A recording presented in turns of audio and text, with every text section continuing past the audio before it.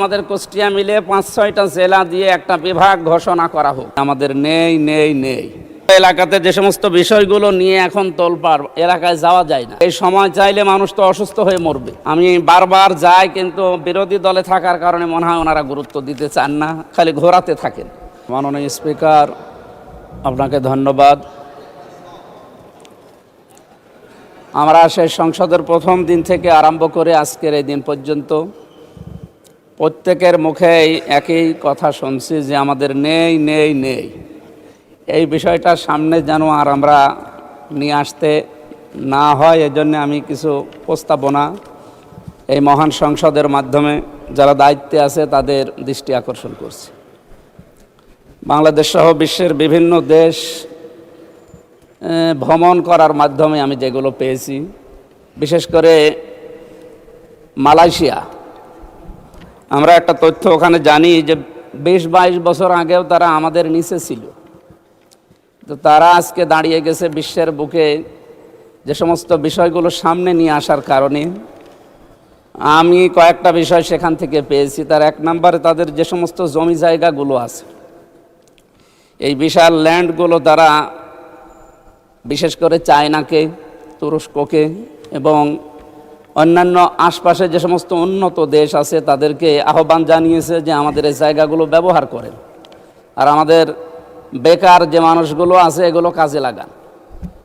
মাননীয় স্পিকার, আমরা যেহেতু সব সময় শুধু নেই এই ভাষায় অভ্যস্ত, এখানে যারা দায়িত্বশীল আছে, বিশেষ করে মন্ত্রী পরিষদের যারা আছে, তাদেরকে বলবো আমাদের স্ব আসনে এভাবে মানুষের কাছে শুধু আকাঙ্ক্ষা না জানিয়ে আমাদের নিজেদের আসনগুলোর যে জায়গাগুলো সরকারি বেসরকারিভাবে পড়ে আছে, এই জায়গাগুলোকে যদি সরকার এখন কাজে লাগাতে না পারে, তাহলে বাইরের দেশগুলোকে আহ্বান জানাক। আমি অলরেডি এর ভেতরে এই ২ মাসের ভেতরে অনেকগুলো কোম্পানির সাথে বাইরের যোগাযোগ করেছি। তারা বলছে আমাদেরকে ইকোনমিক জোন তৈরি করে ঘোষণা করে দেন, আমরা আসতেছি। এসে এই জায়গাগুলোতে অন্তত আমার কুষ্টিয়া সদরের ৩ আসনের যে জায়গা পড়ে আছে, আমার হরিপুর ইউনিয়নের একটা জায়গা পড়ে আছে, ওখানে প্রায় ১,০০০ একর। কুষ্টিয়াতে একটা অনেক পুরাতন মিল পড়ে আছে, মোহিনী মিল, যেখানে ৩০০ বিঘার উপরে জায়গা পড়ে আছে। এরপরে আরও বিভিন্ন জায়গা, সুগার মিলে ওখানে প্রায় ৭৫০ বিঘা জমি পড়ে আছে। এই জায়গাগুলোকে সরকার কাজে লাগাচ্ছে না, খালি কথার উপরে আমরা এই চলমান অবস্থায় আছি এই ২ মাস। আমি অনেকগুলো জায়গায় যোগাযোগ করেছি, কিন্তু সাড়া পাচ্ছি না। অথচ এলাকাতে যে সমস্ত বিষয়গুলো নিয়ে এখন তোলপাড়, এলাকায় যাওয়া যায় না। মাদকের যে সয়লাভগুলো, এরপরে বেকার সমস্যা, ছিনতাই, এরপরে আরও যে সমস্ত সমস্যাগুলো, হতাশার জীবন নিয়ে মানুষ চলছে, এগুলো থেকে মুক্ত করার জন্যে প্রত্যেকটা মাননীয় জাতীয় সংসদ সদস্য যারা আছে, আমার যতটুকু বাস্তবতায় ধারণা আছে, নিজেদের এই জায়গাগুলো হয় নিজেরা ব্যবহার করবে, অথবা বাইরের যে দেশগুলো যারা পারে তাদেরকে এই মালয়েশিয়ার মতো অথবা থাইল্যান্ডের মতো, এদের মতো আশপাশ উন্নত দেশগুলো থেকে আমরা চায়নাকে ডাকতে পারি, তুরস্ককে ডাকতে পারি। এদের মাধ্যমে আমার এলাকায় এই যে জায়গার কথা বললাম, এই জায়গাগুলো যদি ব্যবহার করা যায়, আমার মনে হয় কমপক্ষে ১২-১৩ হাজার মানুষের কর্মসংস্থান তৈরি হবে। আমি বারবার যাই, কিন্তু বিরোধী দলে থাকার কারণে মনে হয় ওনারা গুরুত্ব দিতে চান না, খালি ঘোরাতে থাকেন।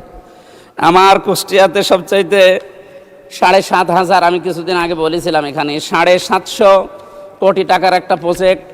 এটা শুধুমাত্র কিছু কারণে চালু হচ্ছে না পূর্ণাঙ্গভাবে। ২৩টা বিভাগ চালু হওয়ার কথা, সেখানে প্রায় ৫-৬টা জেলার মানুষের উপকারের জন্যে। এই আর্মিদের সেখানে বসবাস করার কারণে আমরা পূর্ণাঙ্গভাবে চালু করতে পারছি না। আমি আজকে স্বরাষ্ট্রমন্ত্রীকে আহ্বান জানিয়েছি, উনি আরও সময় চান। এই সময় চাইলে মানুষ তো অসুস্থ হয়ে মরবে। এই জন্য আহ্বান জানাবো, আমরা বিরোধীতে আছি তাই কি, আমরা তো সরকারের জনগণের জন্য কথা বলছি, সুতরাং আমাদের কথা যেন গুরুত্ব দেওয়া হয় ও অতি দ্রুত এখান থেকে আর্মি অপসারণ করা লাগবে। আপনি কোথায় দেবেন? বিভিন্ন জায়গায় পড়ে আছে আমাদের কুষ্টিয়া শহরের বিভিন্ন জায়গা, ওই জায়গাগুলোতে এখন যদি জরুরি রাখা লাগে সেখানে রাখবে।